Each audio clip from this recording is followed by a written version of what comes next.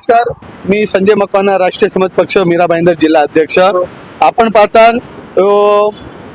Highway, national highway road आहे, बरोबर आहेत, आणि इकडनं मोठ्या मोठ्या गाड्या जातात व त्याच बाजूला हे मोठे मोठे खड्डे जे महानगरपालिकेने गटर बनवले आहेत, ते एक नाही अनेक असे खड्डे आहेत जे काशीमीरा पासून ते असं सरळ रोडवर जातात. आणि इकडे मोठा मार्केट आहे, तर इकडे शेकडो हजारो लोक रोज येतात जातात. आणि उद्या स्थळी आहे बघा बाहेर, हे एवढं मोठं काम आहे महानगरपालिकेचं, बघता तुम्ही कसं आहे, मोठा खड्डा आहे. तर याच्यावर कोणाचं लक्ष जात नाही.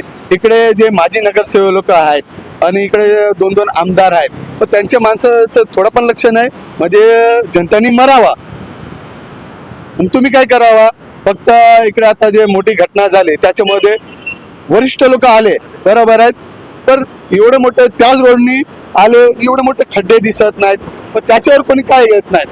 ही घटना झाली, ती घटना होऊ नये अशी माझी पण प्रार्थना आहे की असं पुन्हा होऊ नये. पर या खड्ड्यावर पण सर्वांनी विचार केला पाहिजे. उद्या कोणी मेला बिला तर त्याचा जबाबदार कोण? त्याचा जबाबदार महानगरपालिका आणि त्याचे ठेकेदार असणार. पूर्ण खड्डा जे आहे हे पूर्ण बघा ते रोडवर पूर्ण टच आहे. हो, रोडवर टचच आहे ना. मी पहिले पण सांगितलं होतं, माझा पहिला व्हिडिओ असेल. म्हणजे बघा ना, मोठा रोड आहे, कॉन्क्रीट रोडचा आहे, स्ट्रीट लाईट पण नाही, स्ट्रीट लाईट नाही, या इकडे साफसफाई नाही. तुम्ही बघा ना, या पूर्ण इकडे साफसफाई आहे का? हे महानगरपालिका नंबर 1 आले तर कशाबद्दल आली? या अशा खड्ड्यामुळे आली का? स्वच्छ सुंदर महानगरपालिका आपली झाली पाहिजे. ते असली महानगरपालिका आहे का जे खड्ड्यावर नाही आहे?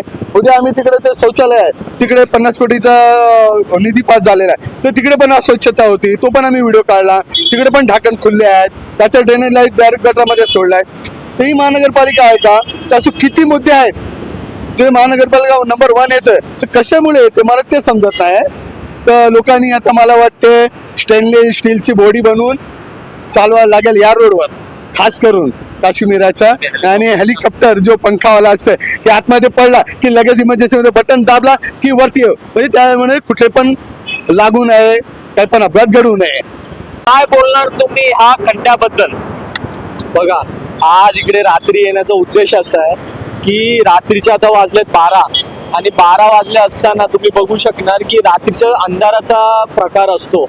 अंधाराचा प्रकार असताना असे मोठे मोठे खड्डे प्रशासनाकडून जनतेला असं गिफ्ट असं दिलं चाललेत.